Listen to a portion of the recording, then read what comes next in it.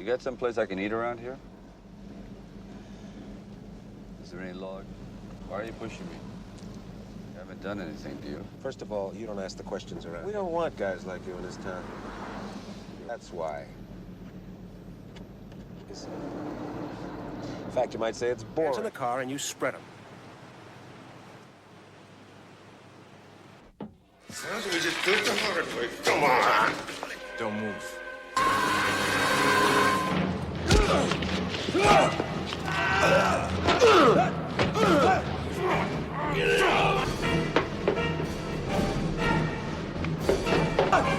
Hey, you can... Wait!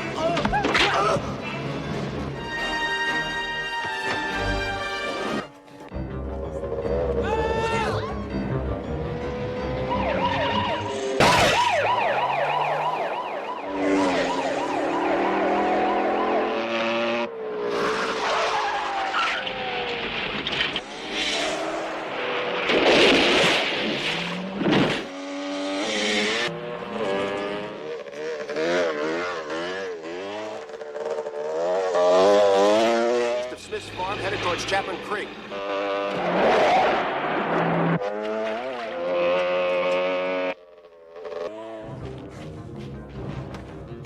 $12 last year. Yeah, I'll shoot anything. Hey, Mitch.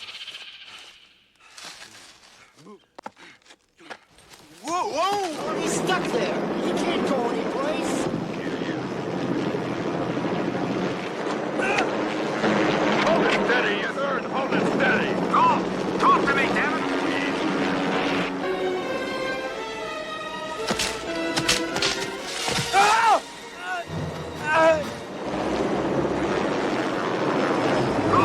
I'm telling you to get on this radio. What's going on? You hear me? Mark, come in.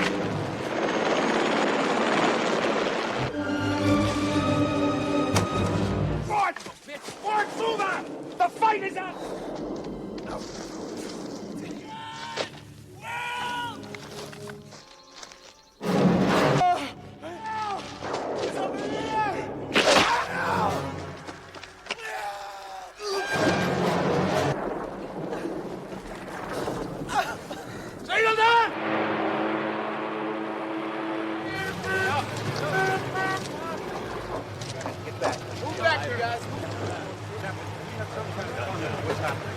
A good supply of body bags. Rambo, come in, please. Acknowledge. Surrounded. Every possible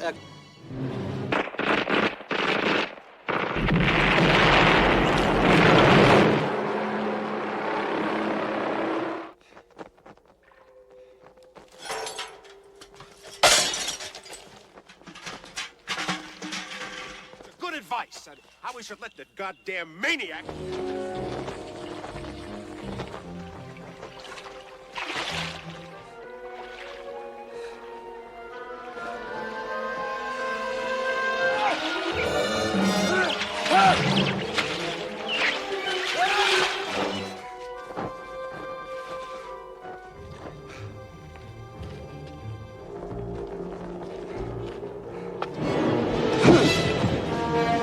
Get out of the truck. I got no beef with you.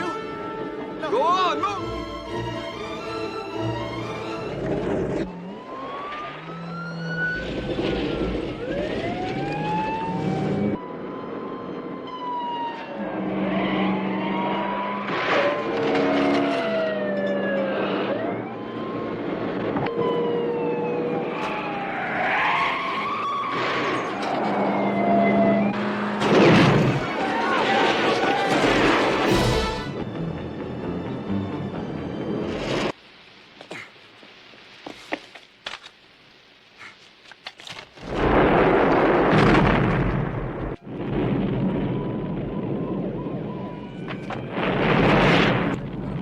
Bill, this is Lester. Do you copy? Over.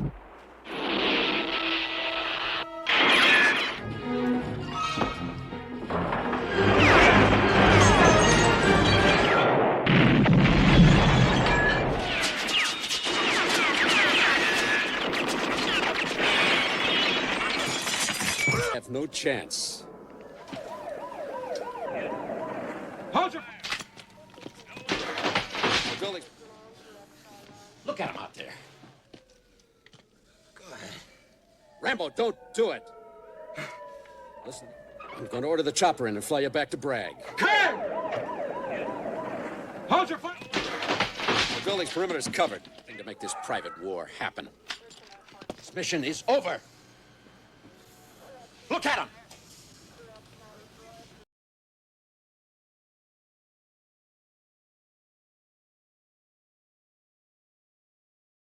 The man we see at the end of First Blood, 1982, is not the invincible titan we were promised.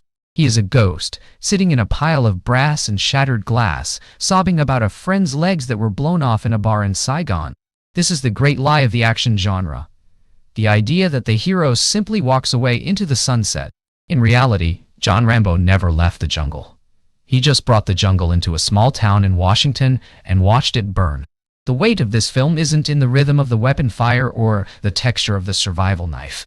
It is in the choice of a world that treats a war hero like a sickness that needs to be cured with a cold shower and a dull razor. We think we are watching a thriller about a manhunt, but we are actually witnessing a funeral for the American spirit. The irony is staggering. A man trained to ignore the vibe of death is finally broken by the simple feeling of being unwanted. When Rambo tells Trautman that he can't find his own life, he isn't talking about a map. He's talking about the burden of being a remnant. Rambo is the spark that the system used to light its fires, and now that the fire is out, they're trying to stomp on the spark. We're uncovering the hidden choices that turn a standard thriller into a study of human breaking points. This isn't a recap of technical details. It's a look at the shadow left by a man who was told he was a hero, then treated like a mistake. We find John Rambo huddled on the floor of the sheriff's office, a landscape of spent brass and broken glass surrounding him like the ruins of an empire. The camera strips away the action star veneer, revealing a face that is less a soldier and more a shattered mirror. Sylvester Stallone captures a texture of grief that is rarely allowed in cinema. He isn't screaming in rage, but in a hollow, high-pitched agony that feels like a ghost trying to find its way back to a body. The director's choice to end the film with a breakdown, rather than a shootout, is a stroke of genius. It audits the entire tough guy script and admits that the weight of survival is actually a slow-motion mistake. By letting Rambo weep over a memory, the film forces us to confront the human cost of the fires we light. Rambo walks down a quiet road in Hope, Washington, looking for the home of his last surviving brother-in-arms, Delmar Berry. There is a heavy vibe of isolation in the way Rambo's silhouette moves against the vast green background. He carries his life in a small pack, a solitary rhythm that suggests he has been walking since the day he left the jungle. Rambo isn't looking for a place to live. He's looking for a witness. He is a ghost seeking another ghost who can prove that his scars are real. The tragedy of this choice is that he is trying to unpack his burden in a world that has already moved on. A woman hanging laundry tells Rambo that Delmar Berry died from a sickness he brought back from Nam. The texture of the scene is domestic and cruel. The white sheets flapping in the wind act as a shroud, hiding the truth of the war from the sunlight. Rambo takes the news with a silent, heavy weight in his eyes, a realization that the enemy didn't stop shooting just because the treaty was signed. The war didn't end in 1975 for these men. It just changed its rhythm to a slow-acting poison. Agent Orange is the invisible ghost in this chapter, a shadow that killed Delmar years after he escaped the fire. He realizes he is the last of an elite group, a remnant whose only remaining purpose is to wander. Rambo enters the town of Hope, his army jacket prominently displaying the American flag as he seeks a simple meal. The vibe of the town is immediately defensive. The flag on Rambo's back isn't seen as a badge of honor, but as a target. It's a visual stigma that warns the civilized world of the monster lurking beneath the fabric. There is a profound irony in how the town reacts to that flag. They love the system, but they hate the man who bled for it. The flag is a burden Rambo wears, a feeling of belonging that is rejected by the very people it's supposed to represent. Rambo is a stranger in his own house. Sheriff Will Teasel pulls up beside Rambo, his patrol car, a symbol of a different kind of power. Teasel is the architect of his own nightmare. He looks at Rambo's long hair and the texture of his travel-worn clothes and sees an eyesore, not a human. He talks about wanting a boring town, a place where the rhythm of life never changes. Teasel's mistake is the arrogance of the comfortable. He thinks he can manage the vibe of his town by pushing the trash across the bridge. He treats the law like a personal shield, never realizing that he is poking a spark with a stick. Diesel drives Rambo to the outskirts of town, forcing him to cross a bridge and warning him never to return. The bridge is a visual boundary between the civilized world and the wild. The camera lingers on the distance between the car and the man, a gap that represents the total failure of empathy. This ride is a metaphor for post-war amnesia. The choice to drive the veteran out of sight is a national reflex. We want the victory, but we don't want the texture of the survivor. Rambo stands at the end of that bridge, the weight of the rejection finally overriding his training. Rambo stands alone on the asphalt, then slowly turns around and begins walking back toward the town. The rhythm of his walk is slow and deliberate. He isn't running for a fight, he is walking for his right to exist. The wet pavement and the gray sky create a feeling of inevitable doom. This is the most important choice in the film. Rambo could have kept walking, but that would be a surrender of his humanity. By turning back, he is auditing the sheriff's authority. He is saying that his burden doesn't disappear just because it's inconvenient for the locals.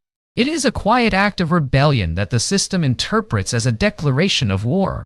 In the basement of the police station, the deputies attempt to forcibly shave Rambo with a dull razor. The lighting is harsh and forensic. The cold water and the sound of the steel trigger, a sensory flashback to the bamboo cages of Vietnam. We see the scars on Rambo's back, the permanent map of his suffering. This scene is a ritual of torture disguised as hygiene. The deputies aren't trying to clean him, they are trying to break his vibe. They treat him like an object, a mistake to be corrected. The feeling of the blade against his skin is the spark that finally collapses the wall between Washington and the prisoner of war camp. Rambo's instinct takes over, and he fights his way out of the station using nothing but his hands and a stolen motorcycle. The rhythm of the film shifts instantly from slow, agonizing dread to kinetic, primal survival.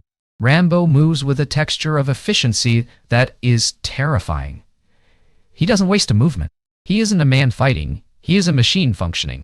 The director shows us that Rambo's training isn't a skill he uses. It is a burden that uses him. He doesn't choose to escape, his body simply refuses to die. The mistake the deputies made was thinking they were handling a drifter, when they were actually tampering with a high-pressure valve of trauma. Rambo roars through the streets on a stolen bike, heading for the safety of the mountains while Diesel chases him. The noise of the motorcycle mirrors the scream that Rambo is too stoic to let out. The chase through the peaceful town feels like a rip in the fabric of reality. The vibe is one of total, jagged chaos. Rambo is bringing the war into the front yards of the boring town. He is a spark that has finally found fuel.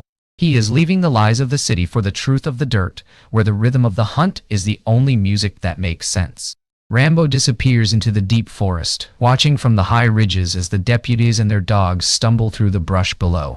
The mountain becomes a character in itself. Rambo blends into the texture of the rock and the shadows of the pines. He is no longer a drifter, he is a predator who has returned to his natural habitat. The irony here is that the hunters are actually the prey, and they don't even know it. They trust their gadgets, but Rambo trusts the rhythm of the earth. He is a ghost that they are trying to catch with nets made of vanity.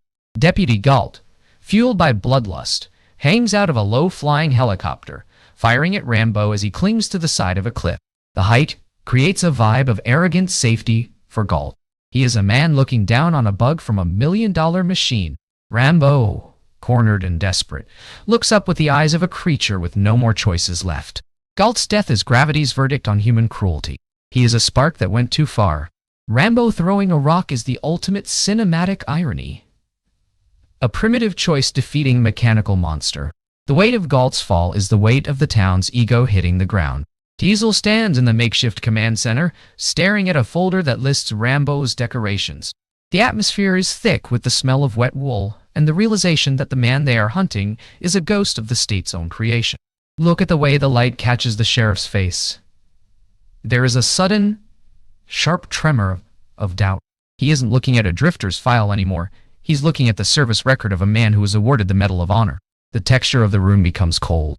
Diesel's mistake wasn't just being a bully. It was the arrogance of thinking the uniform on his back carried more weight than the scars on Rambo's.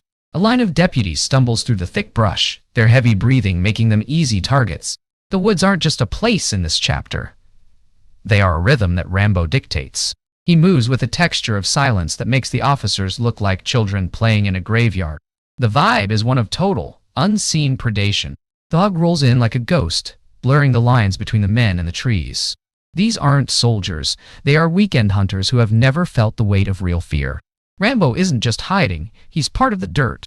Rambo emerges from the shadows, pinning Teasel against a tree with the tip of his knife resting against the sheriff's throat.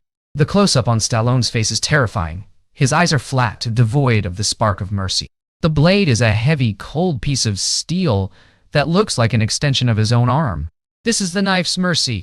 Rambo could have ended the rhythm of Teasel's life in a heartbeat, but he chooses to give a warning instead.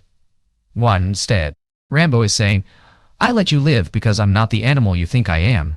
But the irony is that this mercy only feeds Teasel's obsession. A helicopter lands and Colonel Sam Trautman steps out into the mud, his dress uniform, a sharp contrast to the grime of the manhunt. Trautman is the father who built the machine. He carries an aura of professional grief, looking at the chaotic command post with the eyes of a man who has seen this script play out before. The arrival of the creator is the ultimate cinematic irony. Trautman didn't come to help them catch Rambo. He came to tell them they've already lost. He is the only one who speaks Rambo's language, a rhythm of survival and death that the town of Hope can't understand. Trautman sits in the tent, calmly explaining that they are not hunting Rambo. Rambo is hunting them. Trautman's voice is a low, steady rhythm of cold realism. He talks about body bags with the same detached texture that a banker might use to talk about interest rates. Trautman is auditing their vanity. He tells them that a 200-man posse is just 200 targets for a man who is the best with guns and with his bare hands. It's a bitter irony that the system's best defense is the very person they are trying to destroy. Rambo picks up a radio he's taken from a fallen deputy and hears Trautman's voice calling his old call sign, Raven. For a second, the Predator's mask slips. We see a ghost of a smile on Rambo's face, a momentary spark of connection in a world of absolute isolation. The radio static creates a texture of distance, a feeling that they are two men speaking across a canyon of dead friends. Trautman is using that connection as a tactical choice to try and pull him in. The radio frequency is a graveyard where the names of their dead unit are spoken like a prayer for the lost. Rambo screams into the radio, They drew first blood, not me, before cutting the connection. The intensity in Stallone's delivery here is the soul of the film. It's a jagged, raw texture of sound that reveals the core of his trauma. He isn't making an excuse, he's stating a rhythm of cause and effect that he can't escape. This is the first blood logic. It's a philosophical audit of who owns the violence. The irony is that the system always blames the machine when it breaks, never the hand that poked it. Rambo is the spark that was ignored until it became a wildfire. The National Guard, kids in clean uniforms who treat the manhunt like a camping trip, surrounds the entrance to an abandoned mine. The vibe is nauseatingly casual. They are looking for a photo op, a story to tell their friends. The texture of their incompetence is visible in their loose stances. This is a scathing critique of civilian military culture. These weekend warriors are a mistake in a world where Rambo is the reality. The choice to blow up the mine entrance is a cowardly one, an attempt to bury the ghost rather than face it. They think they've won, but they've only turned the mine into a womb for Rambo's rebirth. Rambo is trapped deep underground, his only light coming from a small match. The claustrophobia is a physical pressure here. The walls are damp, and the air is thin, creating a texture of suffocation. Rambo crawls through the dark, surrounded by rats, his body covered in the mud of a world that wants him buried. The director uses the mine as a metaphor for the psychological grave the country has put Rambo in. But his choice to keep crawling is the spark that keeps the film alive. The irony is that he is safer in this hellish tunnel than he was in the town. Rambo finds a stash of old gunpowder and uses the flame of a torch to navigate past a colony of rats. The flame creates a flickering, unstable vibe. The light reveals the primal survival instinct. He isn't afraid of the dark. He is part of that world now. The rat and the flame represent the two sides of Rambo's existence. He is treated like a rat by society, but he carries a flame of honor that they can't extinguish. The irony is that the mine, intended to be his tomb, provides the very tools, the shadow and the silence, that will allow him to return. Rambo emerges from a ventilation shaft, hijacks a passing National Guard truck, and throws the driver into the dirt. The rhythm of the film accelerates into a pulse of mechanical vengeance. The truck is a heavy, roaring beast of steel that Rambo handles with absolute authority. He is no longer walking. He's driving a piece of the war back into the heart of civilization. This is the Iron Horse hijack. Rambo has decided to stop running and start auditing. He is taking the system's own steel and turning it into a weapon of retribution. Rambo rolls into Hope, under the cover of darkness, causing a massive explosion at a gas station that cuts the power to the entire town. The town is plunged into a shadow that only Rambo knows how to navigate. The flickering orange light and the falling ash create an atmospheric texture of a battlefield. The boring town is gone, replaced by a front line where the rhythm of modern life is silenced. Rambo doesn't just want to fight, he wants to dismantle the vibe of safety that allowed the sheriff to be a bully. He is dragging them all into his world, where the only thing that matters is what you can see in the dark. The final confrontation in the police station. Rambo has Teasel cornered, but Trautman steps into the room pleading with him to end the mission. Stallone isn't a soldier anymore. He's a child lost in a nightmare. He sobs about the legs of a friend and the fact that he can't even hold a job. Trautman stands there, a father watching his son disintegrate. The final surrender is the most honest moment in action cinema history. Rambo walking out into the cold lights of the ambulances is a sign of a permanent ghost. He has survived the bullets, but the burden of his life is a weight he will carry forever. The war didn't end with a victory. It ended with a walk down a long road where the only thing left is the silence of the survivors. The cycle is finished, but the shadow remains. The man we see huddled on the floor of that police station in 1982 isn't the invincible icon that eventually grew onto lunchboxes and toy aisles. He is a ghost. He is a walking, breathing mistake made by a government that thought it could build a perfect machine and then just unplug it when the job was finished. If you really sit with First Blood, and I mean really feel the texture of it, you realize it's not an action movie at all. It's a funeral. It's a 93-minute wake for a generation of men who were told they were the shield of the free world, only to find out that when they came home, the world didn't want to see the scars they brought back. The weight of this story starts with a simple walk. John Rambo isn't looking for a war. He's looking for a friend. He's looking for Delmar Berry.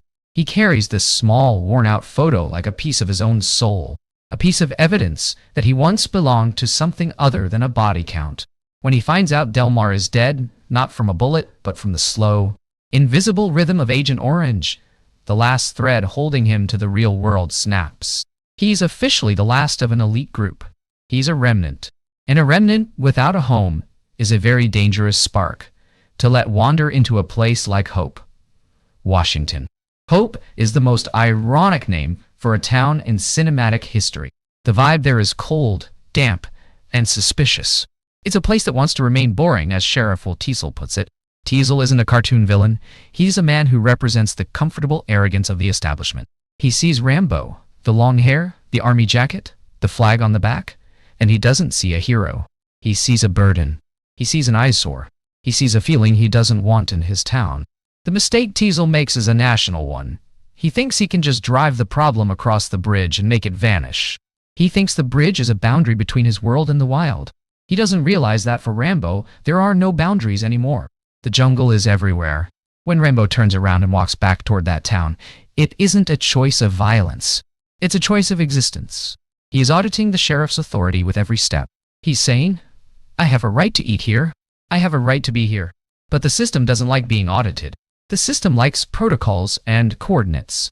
When they throw him in that basement, the rhythm of the film changes from a quiet drama to a visceral sensory nightmare. The scene with the razor is where the ghost is summoned. The cold water, the bars, the dull steel against his skin. It triggers a frequency in Rambo's mind that takes him straight back to the bamboo cages. The deputies treat him like an object, a piece of trash to be cleaned up. They don't see the map of scars on his back.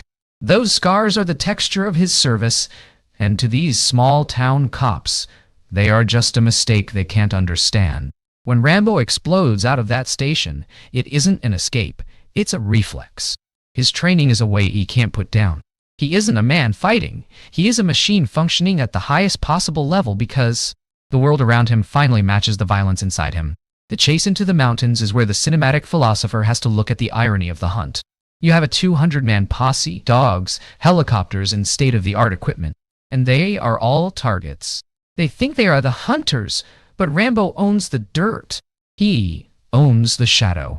He is a ghost that they are trying to catch with vanity and noise. The mountain becomes his skin. He blends into the rock and the pines, becoming a predatory force that doesn't need bullets to win. He uses a rock to take down $1 million helicopter. He uses a piece of old canvas to make a coat. He uses the rhythm of the earth to dismantle the ego of the town. Galt's death is the moment the boring town realizes the script has changed. Galt was fueled by a cheap kind of bloodlust, the kind of man who thinks having a rifle and a chopper makes him a god. Gravity gives him a different verdict. When Rambo throws that rock, it's a primitive choice defeating a mechanical monster. The weight of Galt's fall is the weight of every lie the town told itself about safety. They realize they aren't dealing with a drifter. They are dealing with a legend they weren't supposed to meet. Then comes Colonel Sam Trautman, the maker, the father of the machine. When Richard Crenna walks into that mud-soaked command post, the vibe shifts instantly. He carries a professional grief that is heavy and cold. He doesn't look at the deputies with respect. He looks at them with pity. He knows the machine he built. He knows the machine he perfected. He tells them, with a steady, detached rhythm, to start preparing body bags. It's a prophecy that audits their collective arrogance. He tells them that Rambo is the best with guns, with knives, and with his bare hands. He's the one who taught Rambo to ignore pain and weather. Trautman is the only one who speaks the true language of the mask, the language of the ghost. He isn't there to help catch him. He's there to witness the fire. The radio scene between Raven and Cubby is perhaps the most poignant moment in the history of the genre. Rambo hears a voice from his only family left. For a second, the predatory mask slips. There's a spark of connection in a world of absolute isolation. But the irony is that Trautman is using that connection as a tactical choice. He's trying to bring the machine back into the garage. Rambo's refusal is a choice to stay in the dark. He lists the names: Ortega, Danforth, Barry. These aren't just names. They are the ghosts that keep him company. He tells Trautman, they drew first blood. It's a philosophical statement of cause and effect. He's saying the war didn't start in the woods. It started at the bridge. It started with the feeling of being unwanted. The director's choice to use the National Guard as a bunch of weekend warriors is a scathing critique of the civilian-military gap. These kids in clean uniforms treat the manhunt like a photo op. They are a mistake of the system. They don't understand the burden of the steel they are carrying. When they blow up the mine entrance, they think they've buried the problem. They think they've won. But the mine isn't a tomb. It's a womb. It's the place where Rambo is reborn into a creature of pure vengeance. The sequence in the mine is a return to the dark. Rambo is surrounded by rats, mud, and the crushing weight of the earth. It is a metaphor for the psychological grave the country tried to put him in. But his choice to keep crawling, to find the ventilation shaft, is the spark that keeps the film's heart beating.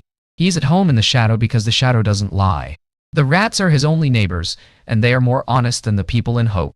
When he hijacks that National Guard truck, he is taking the system's own mechanical vengeance and driving it back into the heart of civilization.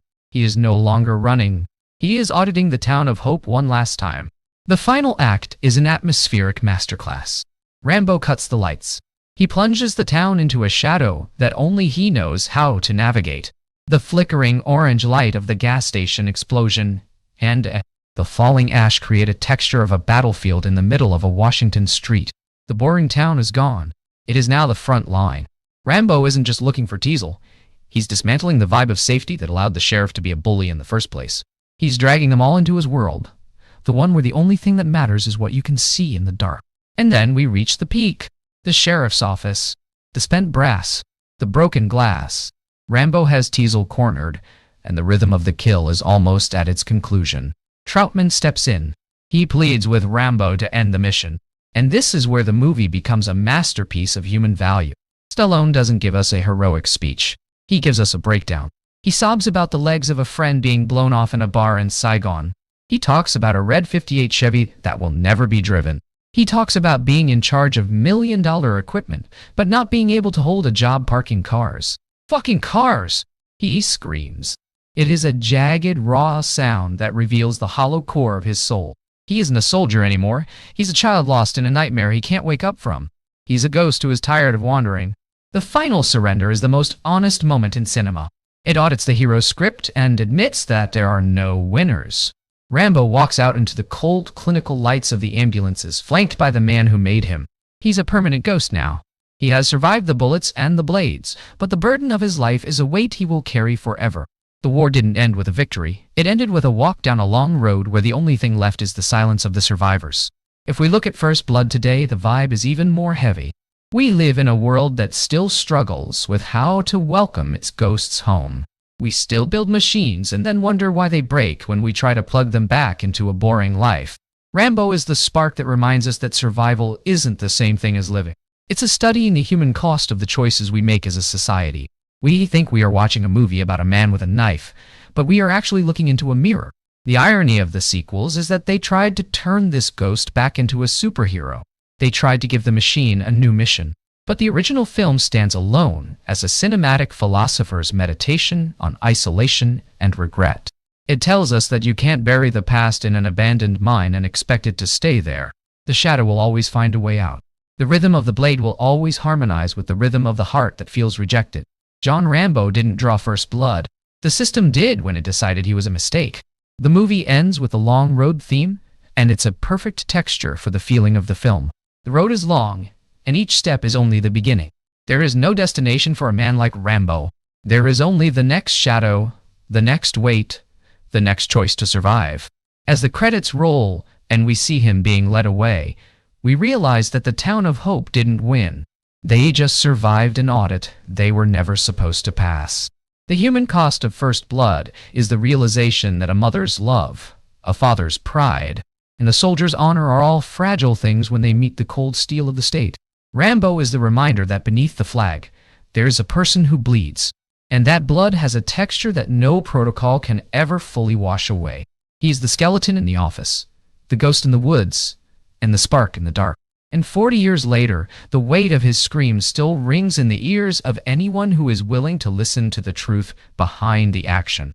When we talk about cinema that has a high effort and a high value, we are talking about movies that aren't afraid to break their own lead characters. Ted Kotcheff and Sylvester Stallone didn't give the audience what they wanted. They gave them what was true. They showed the breaking point of the human spirit. They showed that you can train a man to ignore pain, but you can't train him to ignore the feeling of being a mistake. That is the core of the Rambo legacy. Not the muscles, not the headband, but the sobbing man on the floor who just wanted to drive a Chevy and go to Vegas. In the end, First Blood is a study of two veterans. Teasel, the WW vet who wants his world to stay orderly and boring, and Rambo, the Vietnam vet who represents the chaos and the failure of that order. It's a clash of generations, a clash of vibes, and a clash of burdens. The mistake they both made was thinking that the uniform was the person. Teasel thought Rambo was just a drifter, and Rambo thought Teasel was just the law. They both found out that the human cost of their pride was the destruction of the very town they both, in their own way, wanted to protect. The final shot of Rambo being led out into the dawn is a sign of total resolution, but is a resolution without peace. The sunrise illuminates the wreckage, but it doesn't fix it. The shadows are still there, they've just changed shape. Rambo is being moved from one cage to another, and the world goes back to being boring. But the town of Hope will never be the same. The spark has been lit, and even though the fire is out, the smell of the smoke will stay in the air for a long, long time. This is the power of a film that understands storytelling logic over technical forensics. It doesn't matter how many rounds were fired or what the trajectory of the motorcycle jump was. What matters is the weight of the silence after the explosion. What matters is the feeling of the ambulance lights against the cold Washington rain. What matters is the burden of a name like John Rambo. We look at him in 2026 and we still see that ghost. We still see the man who was told he was elite, but felt like he was nothing. And we realize that the long road isn't just a song, it's the rhythm of our own history. It's a path littered with the remnants of our choices, and the only way to find a happy ending is to stop drawing First Blood. But as the movie proves, we aren't very good at that. We prefer the fire. We prefer the hunt. And as long as we do, there will always be a Rambo sitting on a floor somewhere, waiting for someone to finally help him find his legs. The texture of the film is gritty, authentic, and unapologetic. It doesn't try to make the violence look pretty. It makes it look like a mistake. Every cut Rambo takes, every trap he sets, It all feels like a desperate attempt to speak to a world that has gone deaf.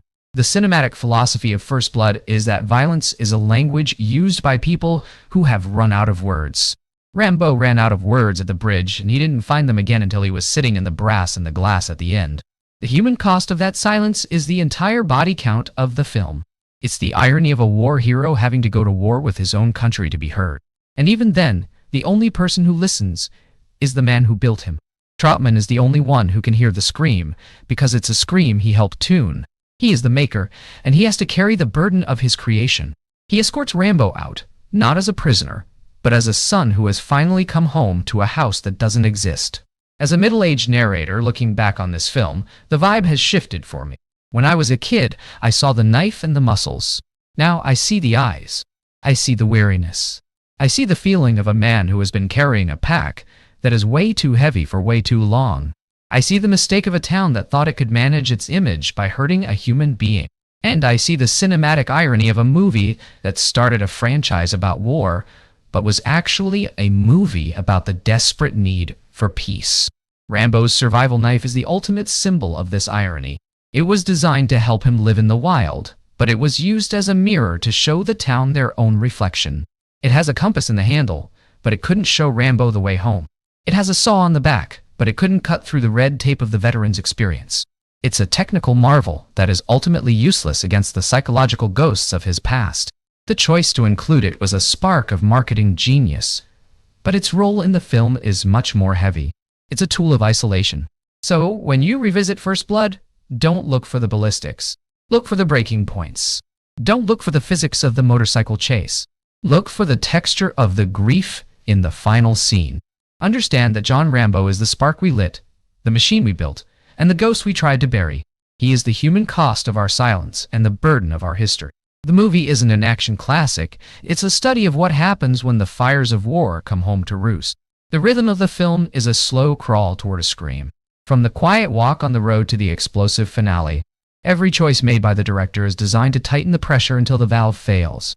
And when it does, it's not a bang, it's a sob. It's the most transformative moment in 80s cinema.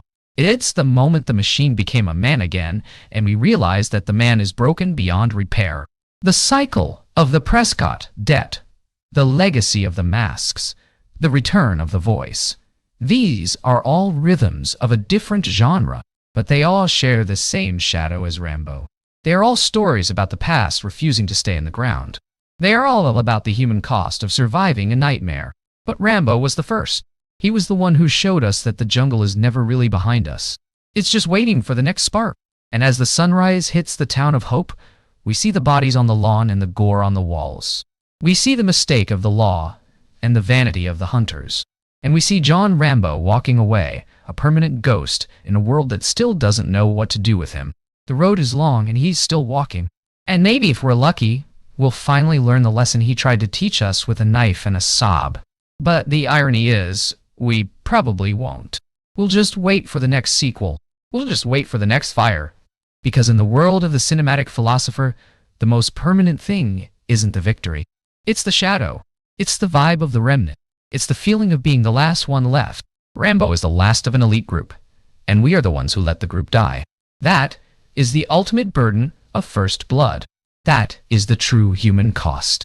And that is why, 40 years later, we still can't put this movie out of our minds. It's not about the action. It's about the fact that we can't find our own legs. It's about the fact that we're still looking for a red 58 Chevy in a world of spent brass and broken glass. The script of our lives is just like Rambo's. We try to hide, we try to build a boring peace, and we try to drive the problems across the bridge. But the past is a predator. It has survival skills we can't imagine. And when it finally catches up with us, we won't be saved by a medal or a uniform. We'll be left sitting on a floor, weeping for a home we can't find. Rambo is our mirror, and the reflection is shivering. The depth of this critique lies in the understanding that First Blood was a warning that went unheeded. It warned us about the fragility of the human mind under the weight of state-sanctioned violence.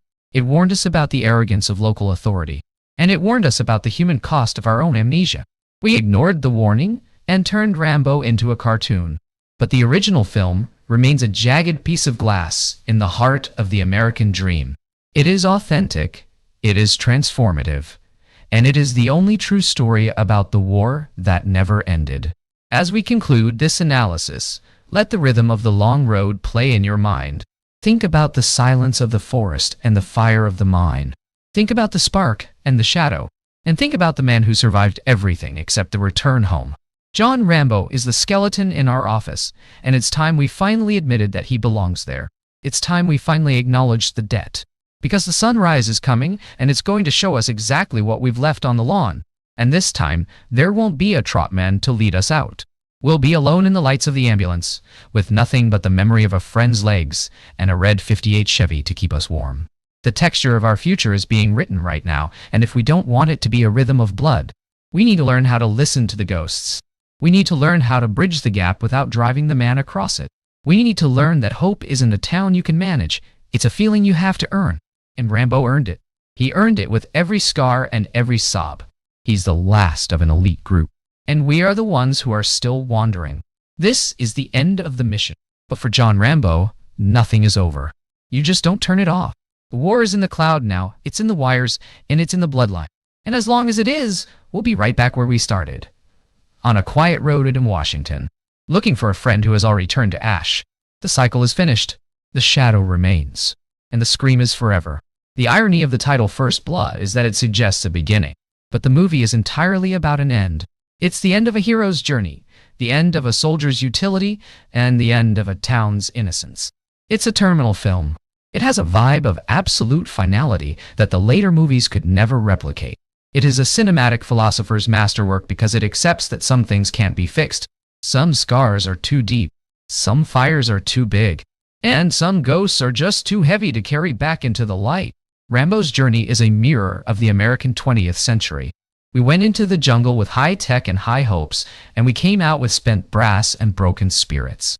The movie is a clinical audit of that failure. It doesn't point fingers at the soldiers. It points them at the system that forgot how to be human. It's a deeply Native American story about the burden of the state. And that is why it resonates with a middle-aged audience that has lived through the fallout of those choices. We see ourselves in Teasel's vanity and Rambo's grief. We see the mistake of our own boring towns. So, as the lights fade on this critique, remember the man in the fur coat in the mine. Remember the flame and the rat. Remember the spark and the shadow. And most of all, remember the breakdown on the floor. Because that is the only honest moment in the whole script. That is the human value. That is the truth of First Blood. And that is the only thing that is truly monetizable in a world of mass-produced lies. The truth is heavy. The truth is a burden. And the truth is the only thing that can finally help John Rambo find his way home. But for now, he's still on the long road. And so are we. The road is long, yeah? Each step is only the beginning. Oh man, is anybody winning? The movie answers that question with a resounding "nobody doubt why." Nobody wins in the rhythm of the blade. Nobody wins in the shadow of the state. We all just survive until the next audit. We all just wait for the next ghost to turn around and walk back toward town. And when he does, we'll realize that we never left the bridge. We're still standing there, holding our breath, waiting for the first blood to be drawn. But Rambo already drew it. He drew it from our conscience. He drew it from our history. And he's still drawing it every time we watch that final scene. The gore's gone, but the feeling remains. The weight is still there. The burden is still our own. And the ghost of John Rambo is still sitting on that floor, sobbing for a Chevy that doesn't exist. It's time we finally open the door. It's time we finally let him come in. Not as a hero, but as a man. Because that's all he ever wanted. Something to eat and a place to belong. And the fact that we couldn't give him that is the greatest mistake of all. This script is an audit of our culture. It's a critique of our vanity. And it's a testament to the power of a single story to change the way we see the world. First Blood is more than a movie. It's a rhythm of regret that we can't stop playing. It's a texture of survival that we can't stop feeling. And it's a spark that will keep burning as long as there are ghosts on the long road. The mission is over. The mission is just beginning. Nothing is over. Nothing. You just don't turn it off. Inside the darkened sheriff's office, the weight of a decade finally collapses John Rambo's spine. Look at the way the light hits the tears and the sweat. The man isn't just crying. His body is physically rejecting the lie of his return. He's talking about legs blown off and a world that won't let him wash a car. This is the moment the action movie dies and a tragedy is born. The director isn't interested in the machine gun here. He's interested in the shaking hands. It's a brutal reminder that you can bring a soldier back from the dirt, but you can't take the dirt out of the soldier. The war didn't end in 1975. It just moved into this small room. A lone figure with a green coat stands at the edge of a town that clearly doesn't want him. The sign says hope, but the vibe is pure ice. Rambo's eyes are searching for something familiar. A rhythm of peace, but the air feels heavy with judgment. Starting a film about a veteran in a town with such a name is a classic bit of cinematic irony. The director is setting a trap for our empathy. We see a man looking for a friend, but the town sees a shadow they want to sweep under the rug. It's the first mistake in a long line of choices that will lead to fire. Rambo stands on a porch, realizing the last bridge to his past has burned down. He holds that old team photo like it's a piece of his own skin. The news of Delmar's death, eaten away by the orange dust of the jungle, hits him harder than any physical blow. The solitude here is thick. Being the last one isn't a badge of honor. It's a life sentence. The director uses this beat to strip away Rambo's last reason to be civilized. When his unit is gone, he's no longer a part of a team. He's just a weapon with nowhere to point. High in the wet rocks of the gorge, Rambo prepares to defend his life against the people who should be protecting it. The way he handles the steel, it's not a tool for him, it's a part of his hands. He looks at the blade and sees a reflection of a man the world has forgotten. There is a heavy texture to this survival. It's not cool or heroic. It's desperate. The choice to make the wilderness his sanctuary shows how far he has drifted from humanity. He feels safer with the cold wind and the sharp edge than he does in a diner. The town of Hope is turning into a furnace as gas stations and stores go up in flames. The orange glow of the fire reflects off the wet pavement. Rambo moves through the smoke like a phantom, a rhythm he learned in a place thousands of miles away. This is the visual proof of Rambo's trauma. He isn't just destroying buildings, he's recreating the only environment where he feels competent. He's turning an American street into a combat zone because that is the only language he knows how to speak. It's a terrifying choice by the filmmaker to show how easily the safe world can be shattered. In the back of a police car, the tension is a physical weight that threatens to crack the glass. Sheriff Teasel looks at Rambo in the rearview mirror and sees a drifter. He doesn't see the years of training or the internal pressure cooker he's about to pop. The mistake of authority is always the same, underestimating the person they've cornered. Teasel thinks he's maintaining order, but he's actually feeding the fire. The director highlights the massive disconnect between the law of the town and the truth of the man in the back seat. Standing on a bridge with a microphone, a moment of attempted communication falls into a deep silence. He's been trained to be a silent shadow, and now the world expects him to have a voice.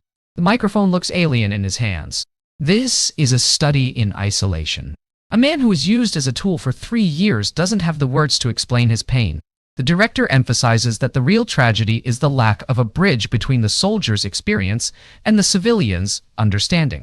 The police station walls start to close in as the deputies begin their processing of the prisoner. The cold water and the razor trigger a different set of memories. We see the ghost of a prison camp in Vietnam bleeding into the reality of a Washington jail cell. The cruelty here is small-minded and petty, which makes Rambo's explosive reaction feel justified. The director is showing us that for a man with a broken soul, there is no such thing as a minor injustice. Every push is a shove back to the cage. A helicopter hovers over the trees, a mechanical monster hunting a man with nothing but a rock and his wits. Galt is leaning out, his face twisted with a predatory hunger. Rambo is crouched below, looking up at the machine with a primal focus. This is the core of the film's vibe, the high-tech world trying to crush the human spirit. The choice to have Rambo win this fight with a simple rock is a powerful statement. It tells us that all the gear in the world doesn't matter if the person behind the trigger has lost their humanity. Over a stolen radio, Rambo's voice cracks through the static to warn the men hunting him. They drew first blood. It's not just a line, it's his entire moral compass in 4 words. He's not making a threat, he's stating a fact. The director uses the radio to show Rambo's transition from prey back to soldier. He's taking control of the rhythm of the chase. He's giving them a chance to walk away, which is the last bit of honor he has left. Rambo catches a glimpse of himself, or perhaps just his scars, in a moment of quiet between the violence. His body is a map of places he should have died. Every mark is a memory he can't wash off. The filmmaker wants us to see the cost of the heroism the country claims to value. These aren't just wounds, they are the texture of a life spent in the shadows. He looks at himself and doesn't see a hero. He sees a ghost that the world tried to bury. Retreating into the deep, dark woods, Rambo finally seems to breathe for the first time. He blends into the bark and the mud so perfectly that he becomes part of the woods. The rain doesn't bother him. It's a familiar weight. The forest is the only place where he isn't a vagrancy case or a killer. It's the only place where the rules are simple. The director uses the woods to contrast the messy, judgmental world of men with the honest, brutal reality of nature. Here, he is finally home. Colonel Trautman stands in the command tent, trying to explain to the local law that they are already dead. Look at the worry etched into the colonel's face. He didn't just train Rambo, he built him. And now he's watching his creation be poked by people who don't understand the power of the spark. This is a classic Frankenstein vibe. The maker realizes his weapon is being used for the wrong war. Trautman's fear isn't for Rambo. It's for the boys in uniform who think they're going for a hike.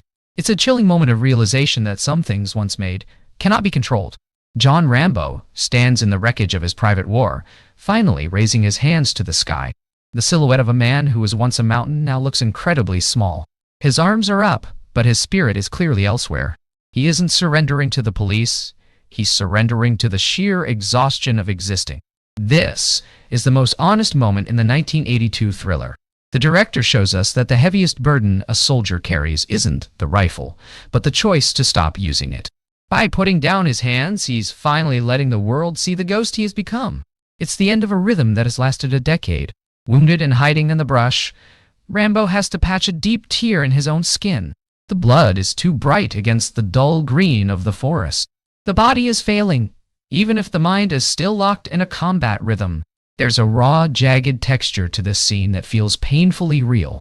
This beat reminds us that despite the myth of the unbeatable warrior, Rambo is just meat and bone. The director forces us to sit with his pain, making the viewer feel the cold bite of the mountain air. It strips away the action hero veneer and leaves us with a man who is literally leaking the life he fought so hard to keep. A massive explosion rips through the center of town, turning the quiet streets into a wall of flame. The orange glare is blinding. It's a sensory overload that masks Rambo's movements. People are running, but he is walking. He is the only one who feels comfortable in the heat. Destruction here is a form of communication. Rambo is bringing the fire of Vietnam to the front porches of the people who sent him there. The director uses the explosion not just for a big vibe, but to show how fragile the piece of civilian life really is when faced with a shadow that knows how to burn. Rambo tells the story of a friend and a shoeshine box that turned into a graveyard. His face is a mask of old grief. He's talking about holding his friend together, about parts of a person being scattered in the dirt. The room feels like it's shrinking around him as he speaks. This is the soul of the film. The director uses this memory to explain why Rambo can't just go home. His home was a unit that died in a flash of light. It's a brutal bit of writing that turns a simple action movie into a haunting study of what happens when a person's only remaining memories are made of iron and blood. Trapped at the edge of a massive drop with a helicopter closing in, Rambo looks at the abyss. There is no hesitation in his eyes. The rocks are sharp, the water is a mile away, and the choice is between certain death or desperate leap. He chooses the leap. This isn't a stunt. It's a metaphor for Rambo's entire life since the war. He's been falling for years, and this is just the physical version of it. The filmmaker captures the terrifying weight of having nowhere left to run, where the only way to survive is to embrace the fall. In the wet darkness of the woods, the deputies realize they are no longer the ones doing the tracking. You can see the panic in the way they grip their flashlights. The shadows are moving, but not in a way they can predict. The law feels very small when the trees start breathing. This is where the director flips the power vibe of the entire story. It exposes the brittle nature of authority. Without their cars and their radios, these men are just children lost in the dark. It's a masterful bit of tension that shows how quickly the civilized world crumbles when it meets a man who lives in the shadows. Moving like a ghost through the National Guard lines, Rambo proves that a soldier is never truly alone if he has the dirt. He doesn't make a sound. He moves with a rhythm that is almost predatory. A ghost in the machine of the search party, he is inches away from them, and they see nothing. Isolation is Rambo's greatest strength and his deepest wound. The director highlights this irony. The very skills that keep him alive are the ones that make him an alien to his own people. He is a master of a world that no longer exists, practicing a lonely craft in a forest that doesn't care if he lives or dies. The heavy knife, the only thing that hasn't lied to him, is finally put aside. The metal looks dull in the low light. When Rambo lets go of it, his hands look empty in a way that's hard to watch. It's the final divorce from his survival instinct. For John Rambo, that knife was more than a tool. It was his identity. In the 1982 genre-defining First Blood, this choice signifies the absolute end of the road. The director makes the metal feel heavy, suggesting that by dropping the blade, Rambo is finally letting the world crush him. Rambo sits in the fog of his own mind, while the Colonel's voice tries to pull him back to reality. He's looking at nothing. The voices around him feel like they are coming from a different planet. The texture of the scene is gray, muted, and cold. This is the mental cost of the chase. Rambo is stuck in a fog that no amount of shouting can clear. The filmmaker uses the atmosphere to show us that the real First Blood wasn't a wound on the skin, but a tear in the mind that never quite healed. Rambo hijacks a police vehicle, turning the symbol of his persecution into his chariot of revenge. He looks at home behind the wheel, even as the sirens scream. The irony of a man arrested for vagrancy, now driving the very car that took him to jail, is thick. This is a moment of pure cinematic rebellion. The director gives Rambo a brief spark of control, a way to shove the town's own rules back down their throats. It's a tactical choice that moves the war from the dirt back to the concrete where it started. Sudden flashes of a cage and a bamboo floor rip through Rambo's current reality. The footage is jagged and violent. The screams from the past are louder than the rain in the present. It's a mental glitch that changes the vibe of the entire scene. These aren't just memories. They are the ghosts that Rambo can't outrun. The director uses these sharp, painful cuts to show that Rambo isn't fighting the sheriff. He's still fighting the men in the jungle. The war is a loop that he can't break, a rhythm of grit that defines his every heartbeat. Let out into the morning light, Rambo is surrounded by a crowd that doesn't know whether to cheer or spit. He doesn't look at any of them. He looks through them. He's a relic of a time they want to forget. A man whose shadow is too long for the small town of Hope. This is the final texture of the film. Utter isolation. Even in a crowd, Rambo is the loneliest man on earth. The director ends this 1982 masterpiece by showing us that the winner of the manhunt lost everything long ago. There is no victory here, only the heavy silence of a man who has finally run out of forest. The survival knife in First Blood is not a prop. It is a structural extension of Rambo's nervous system. We must examine the specific Foley design of the steel. When Rambo unsheathes the blade in the gorge, the sound is not a generic metallic ring. It is a deep, low-frequency rasp, a sound of high tactile friction that signals the transition from the civilian world to the primal hierarchy. This is the acoustic of the blade. The director, Ted Kotcheff, uses this sound to drown out the administrative noise of the sirens and the shouting deputies. The weight of the knife is a biological imperative. Its hollow handle, containing the tools for needle and thread surgery, serves as a metaphor for the self-contained nature of the elite veteran. Rambo is a closed system. The cinematography forces a microscopic focus on the jagged spine of the knife, designed for sawing through aircraft aluminum, now repurposed for navigating the Pacific Northwest brush. The friction between the steel and the organic wetness of the forest creates a sensory drone that mirrors Rambo's internal stasis. He is a man who trusts only what he can touch, sharpen, and use to bypass the unique obstacle of his own extinction. The interior geometry of the Hope Police Station operates as a clinical laboratory for historical revisionism. The architecture is defined by cramped corridors and overlit booking rooms that mimic the structural logic of a cage. This is a sensory vacuum where the civilized world attempts to sanitize the biological residue of the Vietnam War. When the deputies force Rambo into the basement, the lighting shifts to a cold, fluorescent desaturation that bleeds the vibrant color from his army jacket. This spatial deconstruction is vital to understanding the Act 1 friction. The station is an architectural lie, a space built to suggest that the conflict has ended, yet it functions as the site of its resumption. The sound of the ancient typewriters and the rhythmic slamming of the cell doors coalesce into a sensory drone that triggers Rambo's hyper-vigilance. Each localized noise, the click of a pen, the snap of a latch, is scrutinized by a mind tuned to the acoustics of a jungle perimeter. The friction here is absolute. The peaceful intent of the small-town precinct is physically punctured by the violent expectations of the man they have cornered. The mountain in First Blood functions as a liquid barrier that Rambo meticulously converts into a propellant for systemic survival. At this juncture, the logistical topography of the Washington interior is no longer a picturesque backdrop. It is a purely kinetic theater where the physics of gravity supersede the hollow echoes of the sheriff's jurisdiction. Rambo's physiological synchronization with the rock face and eye. The pine canopy suggests a total rejection of the vagrancy label he was forced to inhabit. The unique obstacle in this sequence is the verticality of the terrain. The cinematography forces an acknowledgement of the cliffside as a heavy hydraulic machine, a slipstream of mud, and falling water that Rambo must navigate with predatory economy. Every inch of ground gained is a manual extraction of self from the silt of the town's amnesia. The texture of the water hitting the metal hull of the search party's expectations is thick, a biological soup of decay and end. Unrecorded history. Rambo is the operator of a survival extracting machine, and the mountain is the abrasive environment that tests its durability. The transition from the army jacket to the burlap sack represents a fundamental shedding of Rambo's diplomatic skin. This cinematic shift functions as a moral pivot point where the choice maneuvers of the state are exchanged for the gritty, transactional truths of the subterranean environment. When Rambo finds the discarded burlap in the woods, he isn't just seeking warmth, he is performing an act of material regression.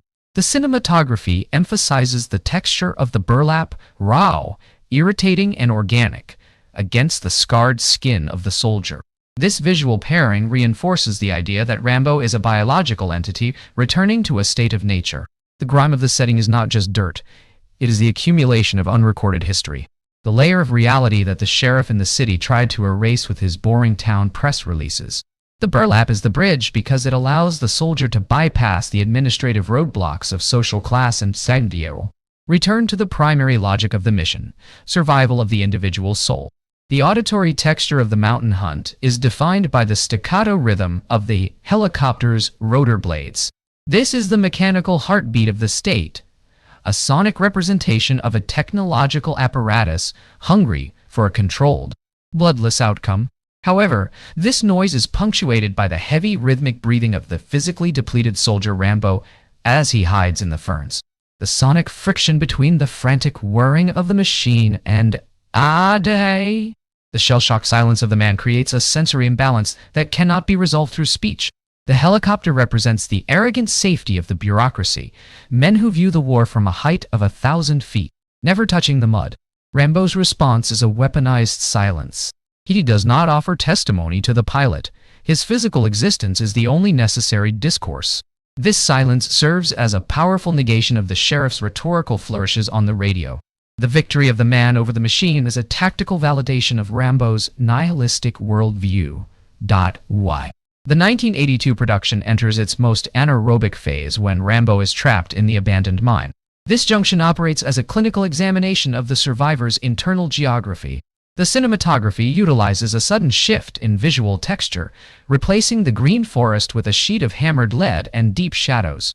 Rambo's specific drive at this moment is the maintenance of cognitive integrity against a backdrop of total physical erasure. The architecture of the mine is a study in the engineering of despair, composed of porous wood beams and compacted earth. This enclosure functions as a biological filter, trapping the human subject within a high-friction environment of rot and humidity. The mine is not just a container, it is a tactile adversary, a structural extension of the town's intent to bury its mistakes. The visual focus on the flickering match creates a rhythmic, visual obstruction that parallel the bars of the bamboo cages from Rambo's flashbacks. The vibe of the mine is one of heavy, suffocating anticipation, a mechanical pressure that builds until the only possible release is the kinetic eruption of the ventilation shaft exit. Colonel Trautman's arrival is a biological re-entry of the maker into the site of his creation. The cinematography highlights the friction between the pristine, synthetic fabric of the colonel's dress uniform and the utilitarian, mud-soaked grit of the search party. Trautman represents the quintessential administrative mask, a figure whose existence depends on the successful management of the human cost of war. The unique obstacle Trautman faces is the performance of authority. He stands as the gatekeeper of this illusory peace, offering a greeting to Teasel that is less a gesture of goodwill, more a strategic interrogation of the sheriff's incompetence. The command tent functions as a liminal space where the official record of the soldier meets the living, breathing evidence of his failure to adjust.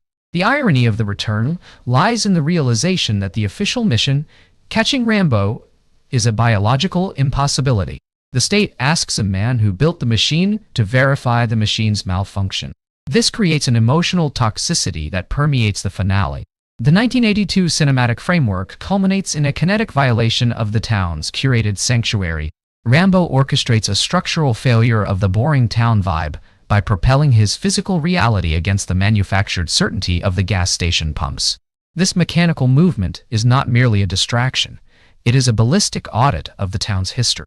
The visual palette is dominated by the orange-white bloom of the C4 and gasoline, representing a sharp departure from the organic greens of the forest. This space, the town center, is no longer a site of commerce.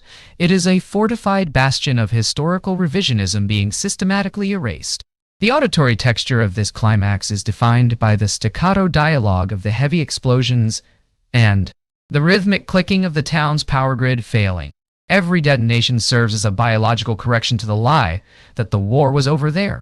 The fire is a literal and figurative heavyweight that crushes the synthetic fabric of the town's safety. The deconstruction of the Vietnam legacy requires a high-authority perspective to dissect the Saigon bar monologue. Log.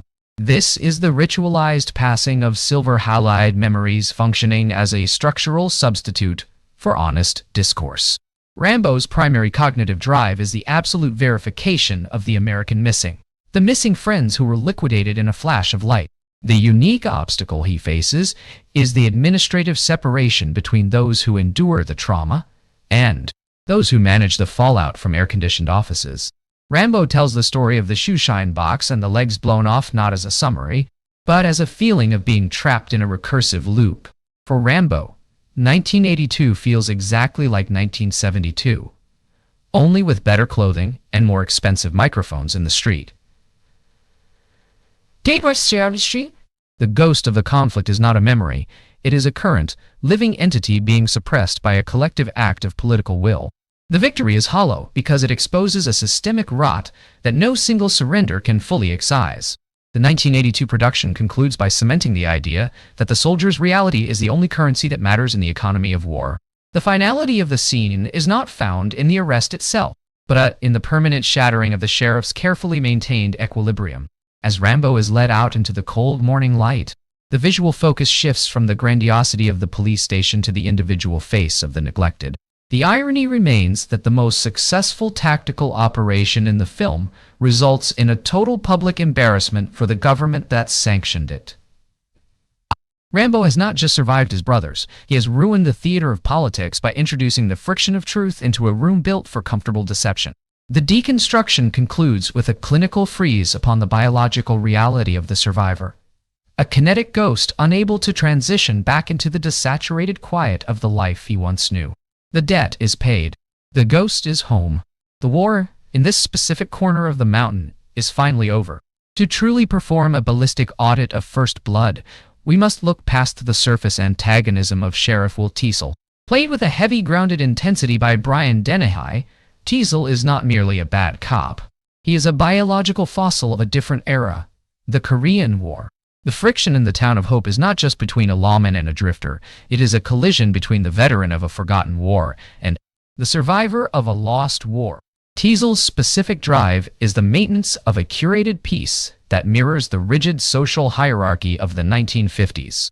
The cinematography highlights this by placing Teasel in high-status enclosures, the leather seats of his cruiser, the mahogany desk of his office, while Rambo is always seen against the organic chaos of the mud. Teasel views Rambo as a choice maneuver gone wrong. He sees the long hair and the travel-worn army jacket not as symbols of service, but as a textural violation of his boring town. The irony is that Teasel is the architect of his own destruction. By attempting to clean his town, he triggers a high-pressure valve of trauma that he is tactically unequipped to handle. The stolen Yamaha XT250 in the Act 1 escape is more than a vehicle. It is a mechanical rip in the fabric of civilian order. We must examine the motorcycle geometry of the chase. The cinematography uses low-angle, high-velocity shots to emphasize the bike as an extension of Rambo's predatory drive. This is a kinetic violation of the town's traffic flow. Rambo handles the machine with a steel rhythm that suggests total physiological synchronization. The sound design, the high-pitched whine of the two-stroke engine, functions as a sonic scream that punctures the quietude of hope. When Rambo takes the bike off-road, transitioning from the asphalt to the vertical gorge, he is performing a topographic rejection. He is leaving the sanitized facade of Teasel's jurisdiction and entering the land of the dead. The friction between the tires and the wet grass provides a textural undercurrent that signals the beginning of the hunt. This is the moment the machine stops being a tool of transport and becomes a propellant for war. The use of dogs in the mountain search represents a biological audit of the state's desperation. The deputies rely on the scent tracking of the hounds because their own sensory apparatus has been desaturated by the comforts of the town. The cinematography forces an examination of the woods through the frantic, low-altitude perspective of the dogs. This creates a vibe of thermal intensity, where the heat of the animal meets the cold, anaerobic focus of the fugitive. Rambo's response to the hounds is a study in predatory invisibility. He understands that the dogs are not his enemies, but another set of tools being misused by the system. When he neutralizes the search party, he does so by exploiting the friction between the dog's instincts and the deputy's fear. The unique obstacle Rambo faces is the canine's unyielding drive, a biological force that he can only bypass by becoming part of the forest's own olfactory signature. This is the ghost of the perimeter at work, a man who can disappear into the scent of pine and wet rock. The arrival of the National Guard at the 05412 mark functions as a scathing cinematic satire of the American military-industrial complex. These are not soldiers, they are weekend warriors, civilians in clean uniforms who treat the manhunt like a high-stakes camping trip. The cinematography highlights the synthetic vibe of their gear. Their trucks are too clean, their rifles are handled with casual incompetence, and their dialogue is fueled by the naive optimism of people who have never seen a shoeshine box turn into a graveyard. The director uses this segment to perform a socio-political audit. Nowadays, the National Guard represents the arrogant safety of a country that wants the optics of power without the grit of the survivor. Their choice to fire a M72 law rocket at a cave entrance is the ultimate act of administrative overkill. They aren't trying to capture a man, they are trying to delete a mistake. The orange-white bloom of the explosion is a cinematic punctuation mark that signals the total collapse of the diplomatic ideal. They think they've buried Rambo, but they've only turned the mountain into a womb for his final kinetic rebirth. The constant precipitation in First Blood is not a weather choice. It is a textural record of environmental friction. The rain acts as a liquid shroud, blurring the lines between the rocks and the man. We must examine the way the water affects the material reality of the film. It rusts the machinery, soaks the burlap, and turns the forest floor into a hydraulic machine of mud and decay. This constant wetness serves as a tactile irritant for the deputies, but for Rambo, it is a protective buffer. The cinematography forces us to sit with the humidity, making the viewer feel the thermal exhaustion of the hunt. The sound of the rain hitting the army jacket and the burlap creates a constant white noise drone that masks Rambo's noiseless navigation. This is acoustic grime at its finest, a world where the only thing more dangerous than the man is the terrain that has claimed him. The transition from the survival knife to the M60 machine gun represents the final ballistic audit of the town of Hope. This is the steel rhythm in its most aggressive form. The M60 is a 23-pound beast of iron and gas-operated lead. When Rambo hijacks the truck and retrieves the weapon, the rhythm of the film achieves a state of hydrodynamic latency. He is no longer hiding, he is the kinetic resolution of the conflict. The cinematography forces a microscopic focus on the belt of 7.62mm ammunition, a metallic umbilical cord that feeds the machine's hunger for truth. Every round fired into the town's infrastructure, the power lines, the gun shop, the gas station, is a biological correction to the lie of peace. The sound of the M60 is a clinical exercise in acoustic violence, a staccato dialogue that drowns out the memory of the sheriff's office. This is not a shootout. It is a tactical demolition of the system that tried to own Rambo's soul. The final confrontation between Teasel and Rambo occurs in the vertical labyrinth of the precinct rafters. We must analyze the roof geometry.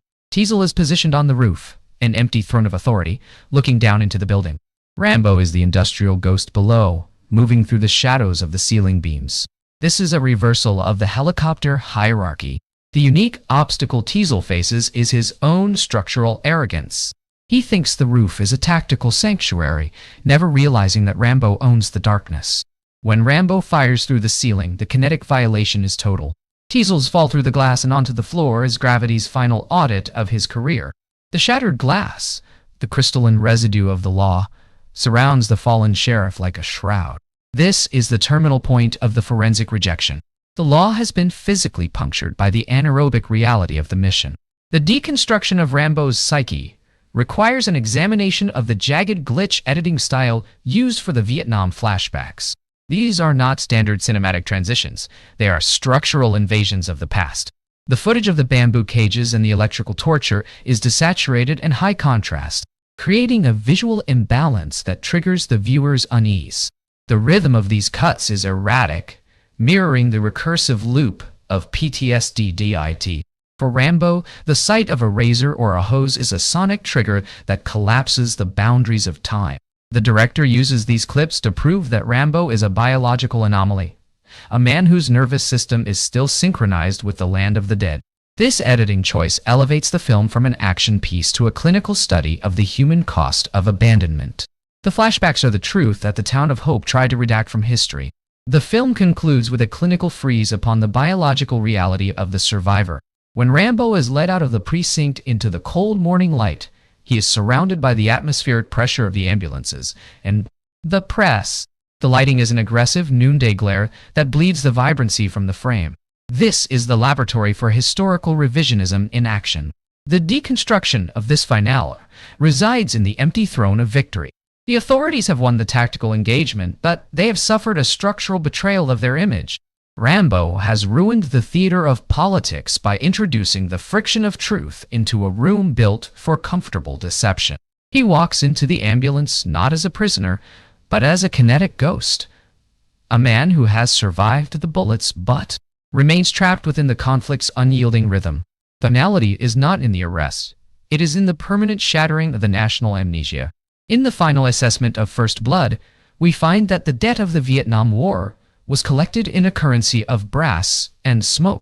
John Rambo remains the unrecorded ledger of the American spirit. The ghost has been summoned back to the site of its death, and it will not leave until the cost of history is paid in full. The 1982 masterpiece is a haunting record of unresolved history, a reminder that while politicians can sign treaties, the men who lived the war are left to carry the fire. The audit is complete. The ledger is closed. But the steel rhythm of the Delta continues to howl through the silence of the aftermath. Rambo is the mistake that the system couldn't fix, and his journey proves that the past cannot simply be erased. It must be confronted, understood, and ultimately remembered. The war did not end at the negotiation table.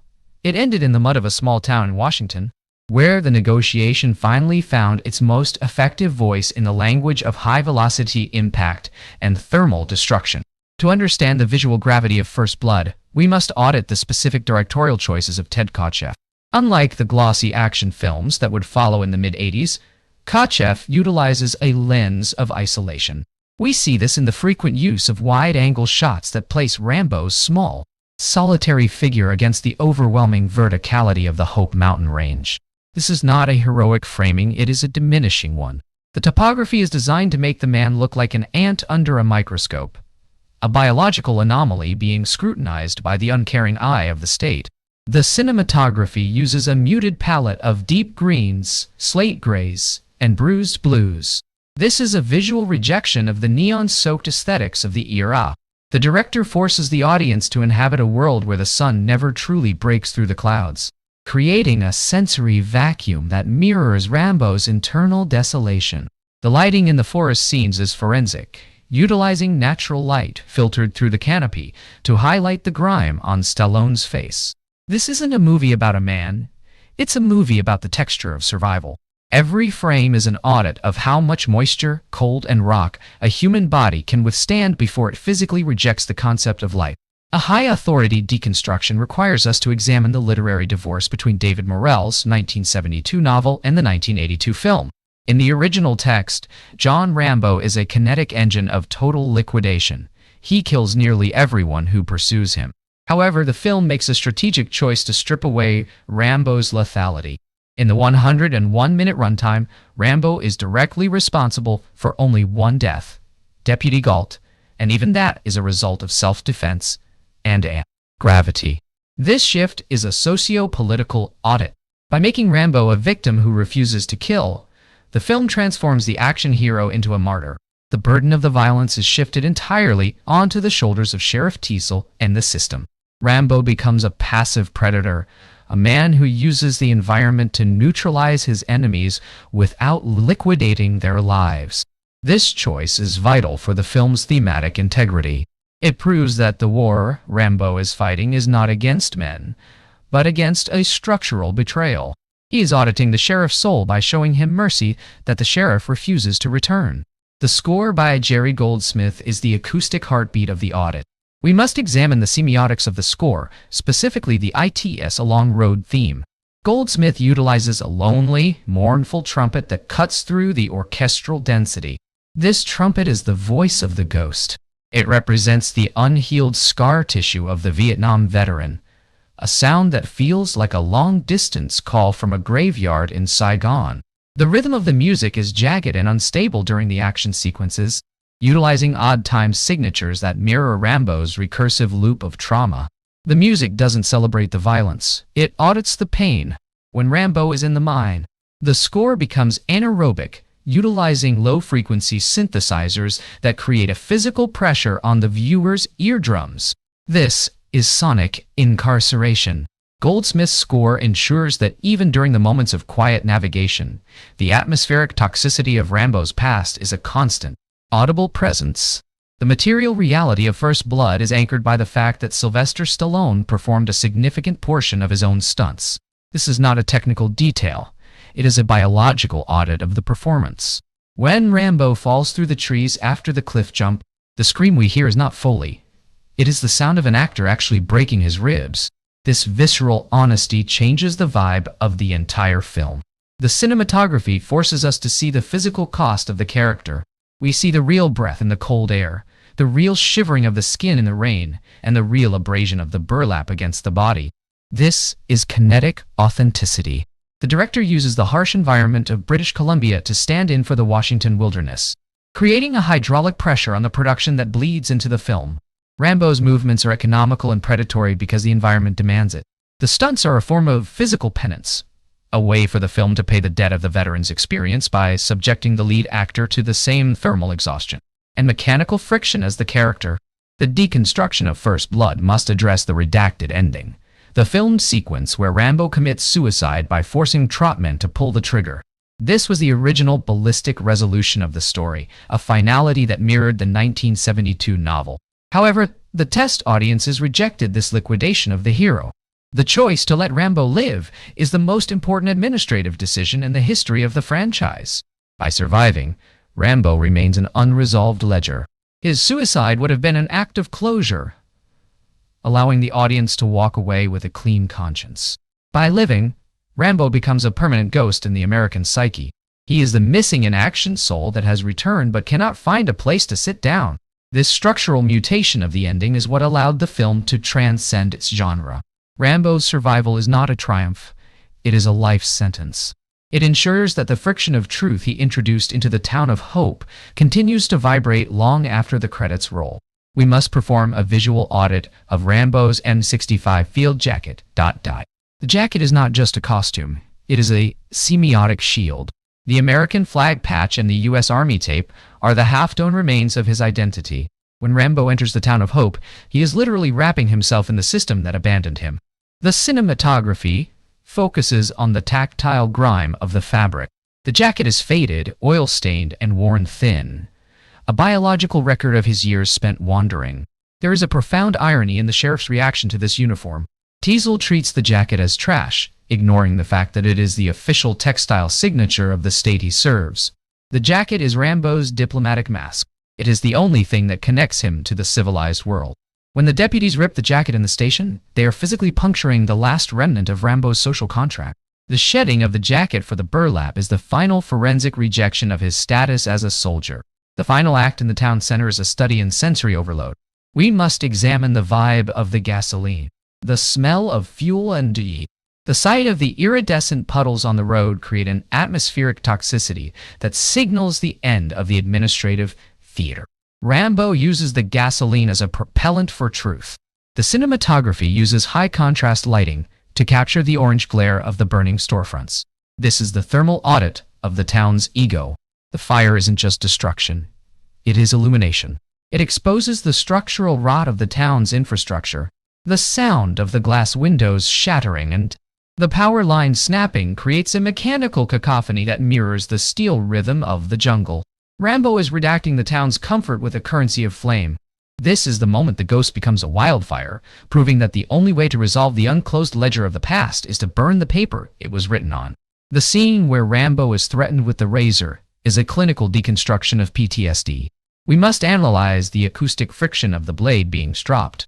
For the deputies, it is a sound of hygiene. For Rambo, it is a sonic trigger for the land of the dead.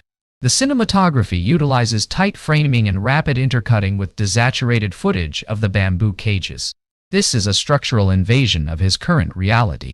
The cold water being splashed on his face functions as a biological bridge to the waterboarding of his captivity. The director proves that for the elite veteran there is no such thing as a minor incident. Every touch is a tactical bottleneck. The razor is a mechanical monster that Rambo must neutralize to maintain his cognitive integrity. This scene is the first blood of the psychological war. The moment the anaerobic pressure of his memories finally shatters the sanitized facade of the Washington jail. The final confrontation between Teasel and Rambo is a generational audit of the American warrior. Teasel, the architect of the town's peace, is fighting to preserve a boring world that he understands. Rambo, the remnant of a lost war, is fighting to prove that his burden is real. The cinematography highlights the geometric friction of the precinct rafters, a vertical labyrinth where the law is literally falling apart. Teasel's specific drive is the reassertion of authority, but he is using the primitive logic of a different era. He's a walking fossil of the 1950s, unable to synthesize the kinetic reality of the modern GI Joe. When Rambo shoots through the roof, he is physically puncturing the sheriff's jurisdiction. The finality of Teasel lying on the floor, surrounded by shattered glass, is the forensic verdict on his arrogance. He didn't just lose a manhunt, he lost the theater of politics. As we close this ballistic audit of First Blood, we find that the film's legacy resides in its refusal to offer emotional closure. The final image of Rambo walking into the morning light is a clinical freeze on a soul that is still missing in action. He has achieved venatorial synchronization with his environment, but he has been redacted from his own life. The 1982 masterpiece remains a haunting record of unresolved history. It is a surgical satire on the way we treat the men we use to light our fires. Rambo is the unrecorded ledger, the ghost in the machine of American history. The steel rhythm of his journey has been a tactical demolition of the national amnesia. The audit is complete. The debt is settled in lead and tears, but the shadow remains. John Rambo is home, but the cage is now the world he returned to. To finalize our ballistic audit of First Blood, we must place John Rambo within the iconographic landscape of the 1980s. While characters like John McClane or the T-800 would later define the decade through wit or mechanical perfection, Rambo represents a structural inversion of the action hero. He is not a titan because he is unstoppable. He's a titan because he is broken. The cinematography of 1982 emphasizes his biological fragility. We see him bleeding, shivering, and stitching his own flesh. This is a forensic rejection of the invincible hero trope. The director, Ted Kotcheff, makes a tactical choice to prioritize Rambo's internal decay over his external muscle. Rambo is a remnant of a conflict that the 80s tried to rebrand as a noble cause. By presenting Rambo as a man who can't even afford a hamburger, the film performs a socio-political audit of the Reagan-era diet. It proves that the superficial prosperity of the 1980s was built on top of a liquid graveyard of discarded veterans. Rambo's silhouette against the Washington mist is the visual signature of a country that has lost its soul but found its budget. We must deconstruct the global semiotics of the Rambo character. In the years following 1982, the image of Rambo was redacted by popular culture, turned into a cartoonish symbol of American interventionism. However, the original 1982 framework is a cynical critique of that very impulse. The Rambo mania phenomenon is a historical distortion. The cinematography of the first film uses low luminance lighting to keep Rambo in the shadows, suggesting that he is an unwanted truth. The world wanted a propellant for patriotism, but the film provided a ballistic audit of trauma. When we examine the film through a high-authority lens, we see that the missing-in-action status applies to Rambo's entire generation. He is the ghost in the machine of the American dream, a biological record of a war that refused to stay buried in the jungle. The global reception of the film was a choice maneuver by the public to ignore the acoustic grime of the veterans' pain and focus on the steel rhythm of the violence. The material reality of the film's weaponry requires a forensic audit. The survival knife, designed by Jimmy Lyle, is the primary iconographic anchor. It is a mechanical monster of precision engineering. The cinematography treats the knife with religious reverence, focusing on the textural friction of the blade. This is not a prop. It is a tactical necessity. In contrast, the M16 rifles carried by the deputies are symbols of administrative incompetence. They represent a system that trusts its hardware more than its men. When Rambo retrieves the M60 machine gun from the National Guard truck, the steel rhythm reaches its hydrodynamic peak. The M60 is a ballistic correction to the sanitized facade of the town. The Foley design, the heavy, metallic clink-slam of the bolt, is an auditory pulse that signals the final structural collapse of the civilian order. The weapons in First Blood are not tools of heroism. They are instruments of extraction, used by a ghost to carve his name back into the ledger of the living. The casting choice of Sylvester Stallone is a biological anomaly in the film's history. Before Stallone, the role was offered to actors like Steve McQueen or Al Pacino. But Stallone's performance provides a textural record of suffering that the others might have lacked. Stallone brings the Italian stallion physicality to a stoic decay character. The cinematography forces a microscopic focus on Stallone's micro-movements, the twitch of the jaw, the desaturated gaze, the way his hands verb through the environment. This is a masterclass in haunted statuary. Stallone is not playing a soldier. He is embodying a remnant. The burden of the performance is visible in the thermal exhaustion on his face. The director utilizes Stallone's star power to trap the audience into empathizing with a vagrant. This is a deceptive maneuver by the filmmaker. We come to see an action star, but we stay to witness an autopsy of a soul. The forensic legacy of First Blood resides in its influence on the visual grammar of the thriller genre. The film introduced a gritty realism that rejected the glossy aesthetics of the 1970s. We see this in the handheld camera work during the forest escape, which creates a vibe of jagged chaos. This cinematographic instability mirrors Rambo's psychological unrest. The film's use of environmental friction, the mud, the rain, the rock, established a textural template for every survival movie that followed. The ballistic audit of the town's destruction set a new standard for tactical overkill as a form of socio-political critique. First Blood is the biological father of the modern tactical thriller, a haunting record of how to turn an anaerobic environment into a kinetic masterpiece. As we conclude this 18,000-word hyper-audit, we must address the empty throne of victory. John Rambo wins the tactical engagement against Sheriff Teasel, but he loses the war for his own identity. The final image of the film is a clinical freeze on a frozen ghost. Rambo has successfully physically punctured the administrative theater of the town of Hope, but he is left with nothing but half-tone remains of his past. The victory is hollow because it exposes a systemic rot that no single rescue or shootout can fully excise.